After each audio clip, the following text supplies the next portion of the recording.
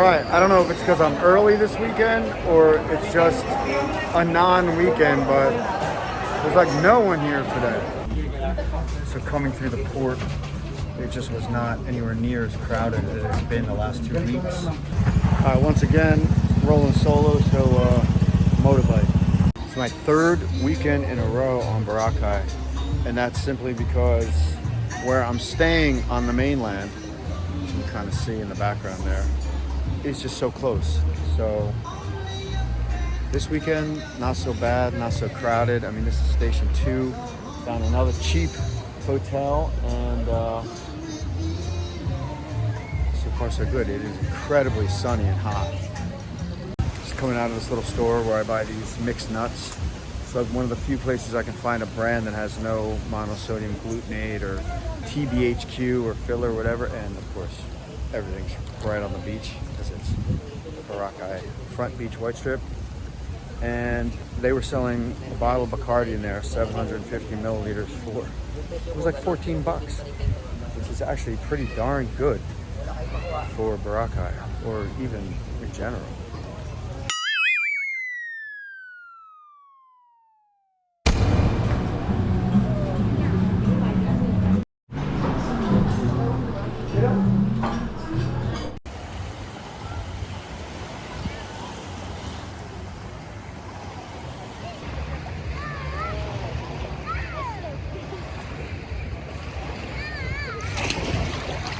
Unless you're right on the beach, you kind of have to wear the mask. There are police stationed pretty regularly, and take my word for it, they will give you a citation if you're not wearing your mask. Not that the citation amounted to much, but who needs the hassle, right? What is not to like about girls taking sexy photos of each other on the beach? Welcome to Boracay. Early May. This is my 3rd weekend in a row in Boracay since coming back from Thailand. It's beautiful, as you can see. I mean, it's kind of known for its sunsets. And I had a pretty good day. I swam twice, 2 power swims, once on an empty stomach, once after lunch. Both swims felt good. Just like the energy was there. The power was there. Didn't feel like I was getting worn out because it's day 19 for me on keto. And I think it's starting to really kick in. I have lost almost 5 kilograms.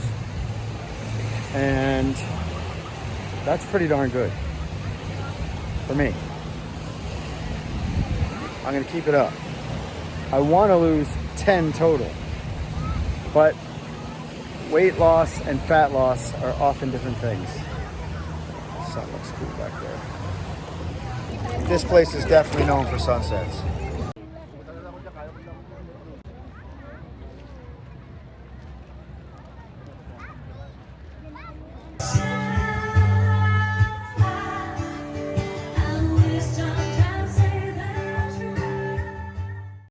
Very windy morning here on the Boracay Front Beach. I am still at Station 2. I didn't go down to Station 1, at least not yet. Maybe that's because it's only 6:30 in the morning. And why am I up so darn early? Because I fell asleep last night after spending the entire day in the sun and swimming all day, 2 power swims, and I was just in bed early, no nightlight for me, and now I'm up early. And that's kind of the way I like it. I think they call that thing like Gabriel's Rock or something. And there's some shrine on it. Maybe it's like St. Gabriel.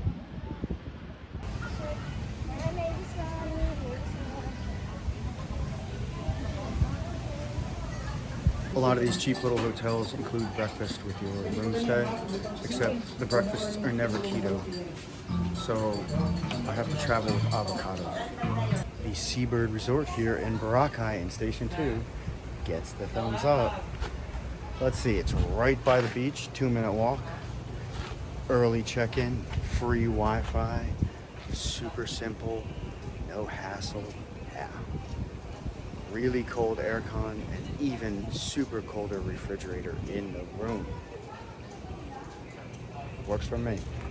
I am in Station 2 and I am going to walk down to the end of Station 1 where the bluff is.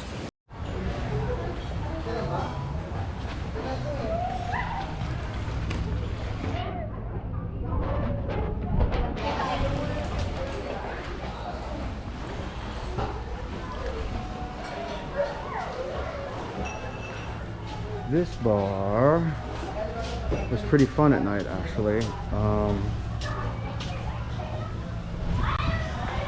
Lots of girls. The walk down from Station 2 is pretty nice. Not a lot of people on the beach this time of day because of that bad boy. But I think it feels great. There's an incredible breeze today. So it's a 15-minute walk from the D Mall to the Rock, which usually signifies the beginning of Station 1. The Australian pine trees. You see those along some of the coasts in Cataclan. And apparently here in Boracay too.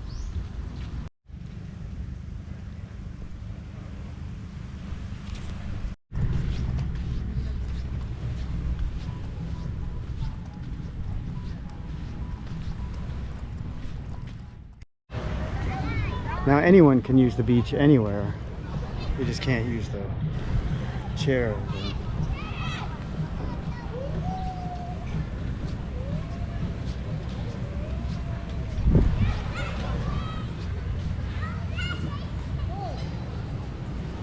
If these places have restaurants, you can obviously avail of their services.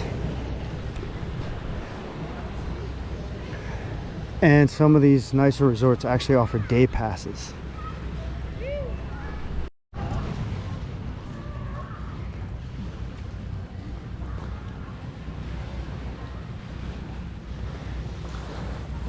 A lot of them have their own little pool.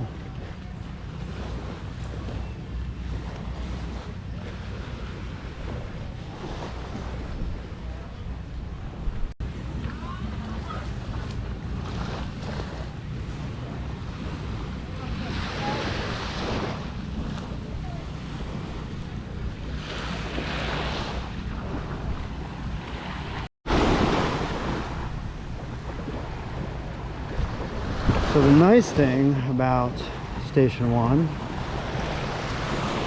is that it feels really exclusive. It is a little isolated. I am almost up at the end of the bluff.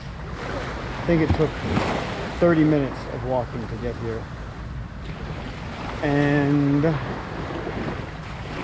one of the reasons why you might not want to stay up here is because you want access to all those bars and clubs and restaurants and D-Mall style amenities that are down in Station 2.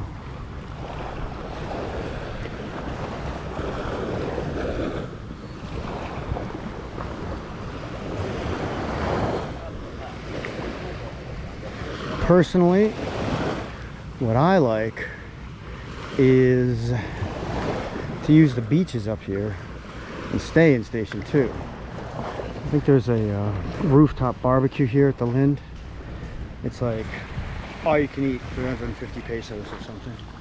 It's a really good deal.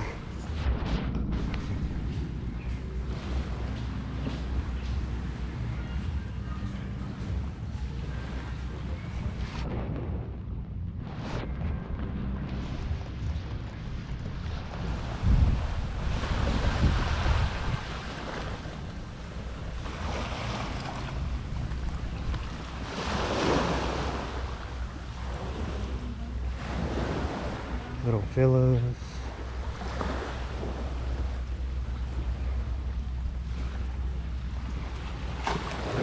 And when you want a place that's right on the beach, and we're talking right on the beach,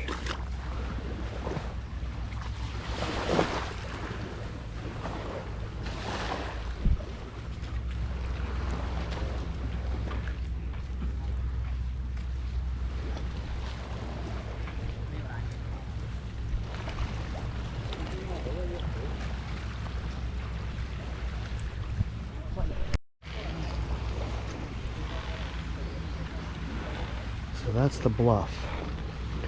You used to have a path all the way around it. And then on the other side of that bluff were different types of restaurants and more resorts.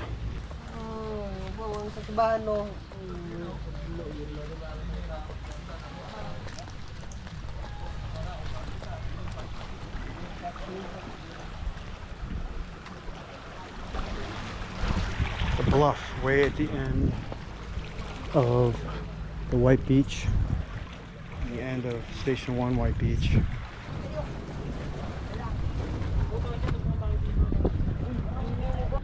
Not quite the end of the trail, but it was a long haul from Station 2. At least a 30-minute walk. And then this path. It used to be lit at night, and there used to be this guide rope.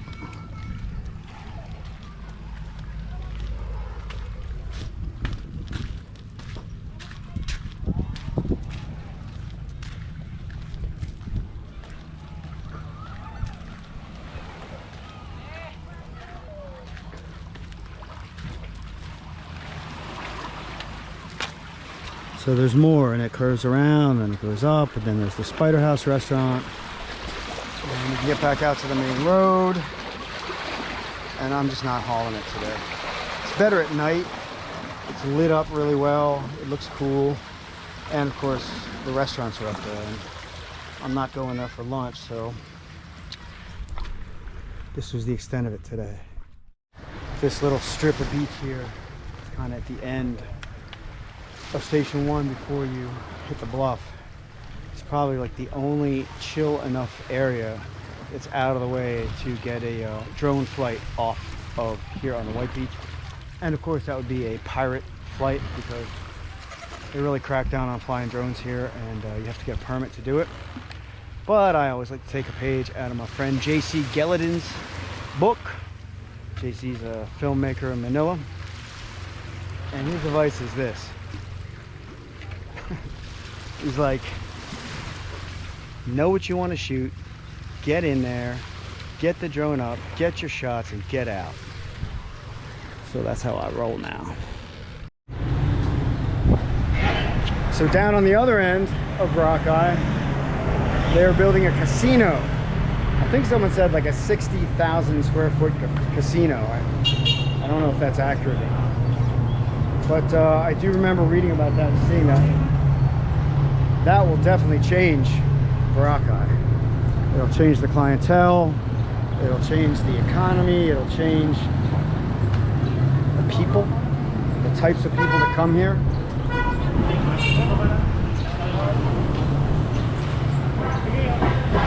Say coconut ice cream. Tempting, but not on keto.